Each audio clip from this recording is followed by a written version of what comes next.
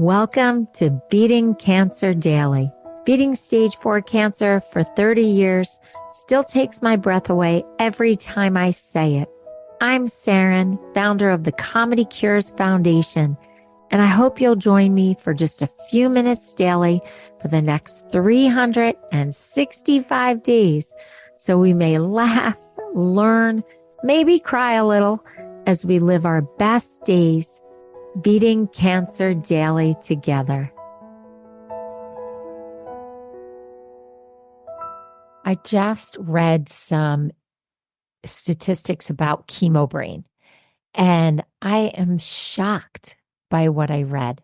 It's all over the internet. I happened to see it at UCLA. There was another one at the NIH, but it said that 75% of patients while going through chemotherapy could be experiencing chemo-brain, and up to 35% could experience it after chemotherapy has finished.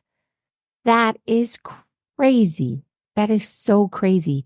I remember when I was going through my cancer treatment, I definitely had it. And we just called it chemo-brain, and like nobody believed us. It was so many decades ago. There was no real research on it. Now they've shown that a part of the brain is impacted that could be causing this impact on the brain to be foggy. Anyway, they now have an acronym. It's CRCI. I can't believe we finally got an acronym. Because nobody believed us that we were having these symptoms. Well, that stands for chemotherapy-related cognitive impairment. I don't know how it impacted you, but I've said it before. I would get to an intersection in my car when I was driving, and I knew I lived nearby, but I just couldn't remember which way I would turn. It would take me a second, and people would be honking at me, and I would frustrate them so much that I just was like, oh my gosh, I don't know if I should be driving. But what's really cool is there's lots of humor about having chemo-brain. So there are ways to look at it so that you can have a comic perspective about it. I actually wrote about it in my Tumor Humor Challenge. And what was really fun was that when I searched chemo-brain humor, some of the jokes that I had written for my 31-day Tumor Humor Challenge actually came up right in the beginning of this search. So it's just showing me that people do want to often look at their cancer journey with a comic perspective. And that's why I started the Comedy Cures Foundation from my chemo chair in 1999 by throwing a chemo comedy party for everybody. And, since then I've done programs for over 1 million people worldwide on multiple continents. And we just work with hundreds of comedians. And it's really just an honor and a blast. But I want to get back to chemo-brain. I just have to tell you, if you want more on the comic perspective, there are so many episodes of this 365-day podcast where you can develop yours with us, but definitely listen to the many, many episodes with comedian Missy Hall, where I take her through her cancer journey, but we also try to focus on every episode, a portion of it being about comic perspective, how to write comedy, how to think funny. If you're interested in comedians and their performance techniques, we dabble on all of that just to make it a little more fun. We did go through her cancer journey together. But I do want to talk about chemo-brain and some of the strategies that I did to get through, and then just some strategies that I think are a lot of fun that I found. So for me, constantly developing my comedic perspective, trying to find the humor, not only in my cancer journey, but just in all these situations in life, that really keeps your mind bouncy and springy. And you can just think of funny things like when we talked about it with Missy, she said that sometimes she'll start at the beginning of the alphabet and she'll try to think of funny words that start with A and go all the way to Z. Like, what's the funniest word that starts with the A? What's the funniest word that starts with B? Just these little tricks to get your mind focused on something else besides cancer and actually working a little bit so that it can push out some of that chemo fog. Even thinking of funny sounds, like P is funny, K is funny, the P sound, the K sound. I talk about that on other tumor humor episodes, but just trying to think of a bunch of words that start with the P sound or the K sound and then stringing them together and they make you laugh. That's why Peter Piper picked a peck of pickled peppers. I use that in my episode example. That's why that's so funny and fun to say because of that sound. So here's an example of how I thought about my chemotherapy. Chemo-brain definitely hasn't affected my memory, my ability to concentrate, my memory. What was the question again? See, it just makes fun of when you have to ask people what the question is or your ability to concentrate. I just took some simple pain points in chemotherapy and then put them towards humor. Here's some strategies that I love, and I'll get to some other humor at the end, but here's some strategies I love. And this was actually from an article that had nothing to do with chemotherapy. And I just really liked it. And I thought, wow, if I had read that years ago, I would have done all these strategies right away. But it says 7 habits that make you smarter. And I found this on Medium. And these are basically considered like brain success golden rules. And listen to how they can apply to helping your brain be your friend during chemotherapy. So the first one is morning mindfulness. Now, in this article, they say a study by Harvard University found that just 12 minutes of daily meditation boosts focus by 22% and improves memory by 49%. Morning mindfulness. Now, how would we not try to do that if we could improve our focus of 22% and our memory by 49% while we're going through chemotherapy or after? If those statistics are showing that so many people are impacted by it, just doing morning mindfulness gives us a jump, like a head start to push out that chemo fog. Now, morning mindfulness, we talk about it so much. There's an early Beating Cancer Daily episode where I talk about the routine that I did and do to just really keep cancer at bay, in the sense of that it doesn't permeate my thoughts and get in the way of my day, right? So morning mindfulness, what could you do? Meditation, breathing, just some yoga poses. You don't have to do a lot. But just to consistently be doing this in the morning, that's just 12 minutes. We spend more time on our social media than that. I would love for you to adopt a morning mindfulness practice. And if you already have one, just get back on that saddle and do it 12 minutes a day in the morning. The next tip for brain success was power of reading for 15 minutes. At least. Okay. So 15 minutes. That's all you need to do in a day. Of course, you can read more, but studies are showing that 15 minutes of reading is powerful. Next one. It was a great article. You should find it on Medium. Regular exercise. We know that we should regularly be exercising. Now, it's not about the intensity, they say. It's about the consistency. So see how this is starting to build this practice of how you start your day. And that study that I've quoted before, the way you start your day is a good predictor of how your day will go. Well, here's an unbelievable study. So University of Illinois found that just 20 minutes of moderate exercise can improve cognitive function up to 2 hours.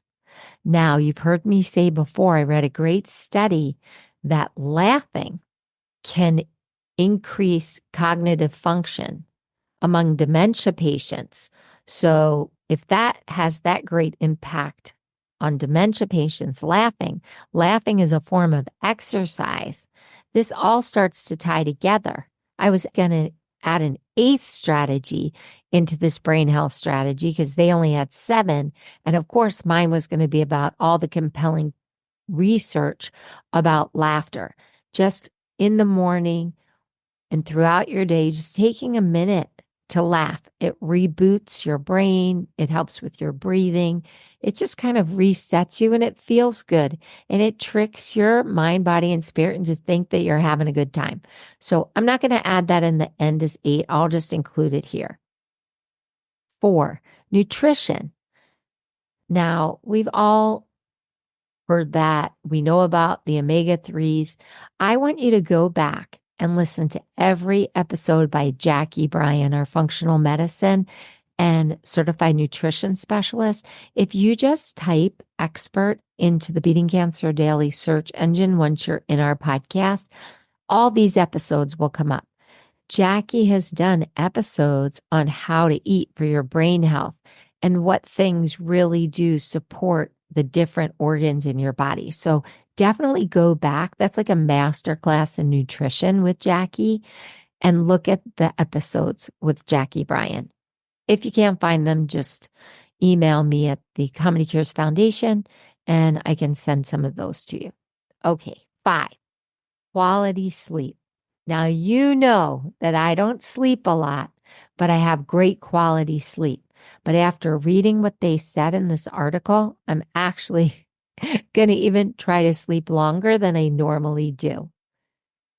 This article said that while you sleep, your brain sorts memories, strengthens connections, and solves problems you were stumped by while you were awake. Imagine your brain as a battery. Sleep is the charger.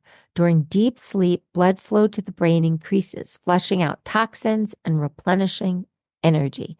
Think of it as a spa day for your neurons, leaving them refreshed and ready to tackle the day. Wow. If you were reading this, it is such a compelling case for sleep. I think that we have to do it, and we have to do it more.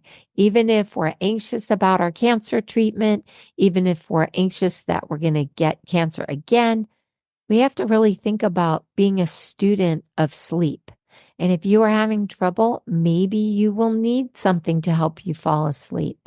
Don't be afraid to ask your doctor for sleep support, either sleep training or some medication that will help you sleep.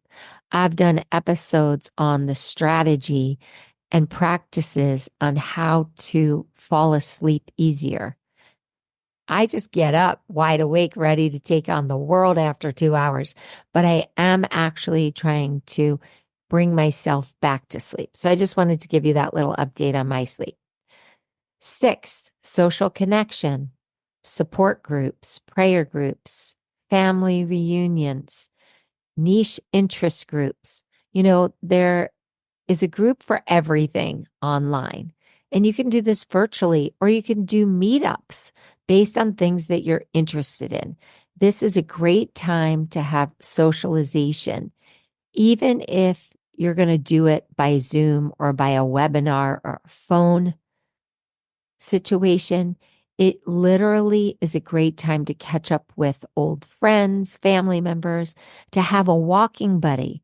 Try not just to do it online, but if you can get out of bed or have people come visit you, and you might have to be masked because of your immune system, but don't pass up the opportunity for social connection. The research studies are so compelling that not only is it good for us as we age, but it's really good for us when we're going through a trauma or something like cancer journey. And I found people in the chemo room, the radiation room. I'm very social, so I talk to people waiting for the doctor to see me. I love social connection. You might be more of an introvert, but there's still ways of doing this. And getting a chemo comedy buddy was so life affirming for me. I'm still friends with people that I met through my cancer journey. Number 7. Are you ready for this one? We touched on it a little earlier, but continuous learning. Now, reading is continuous learning, but I don't want you to stop at that, initial 15 minutes of reading. I want you to become a lifelong learner if you're not already.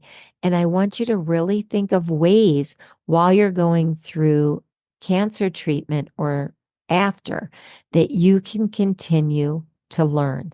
I can tell you how I've done it. I literally made a commitment in the pandemic to learn one new thing a day.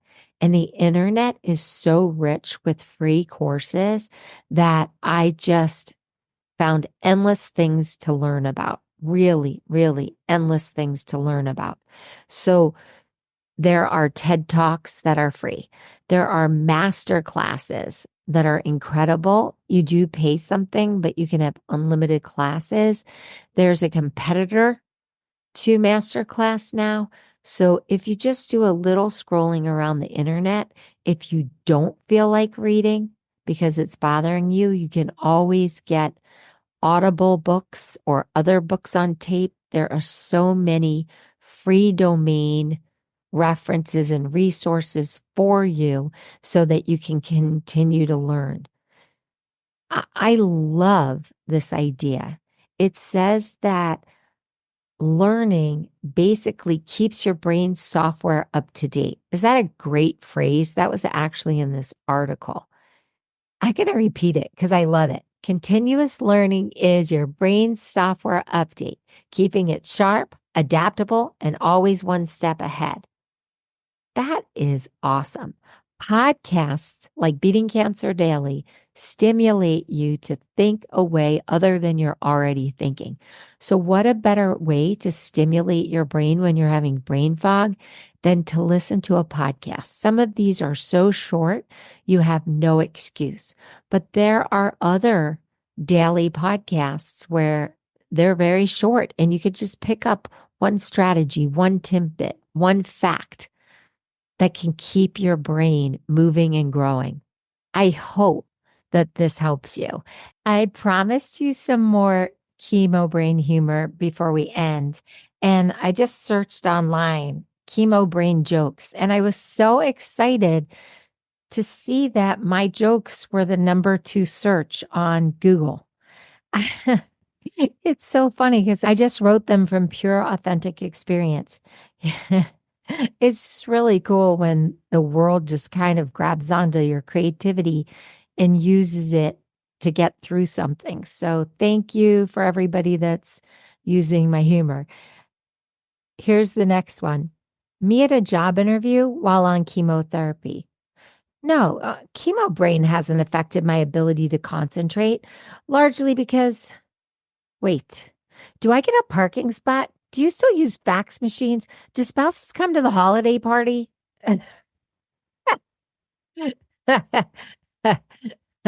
So the first one, I did more focusing on, just memory. And the second one, focusing on not being able to focus with chemo brain. There are also some fun t-shirts and buttons.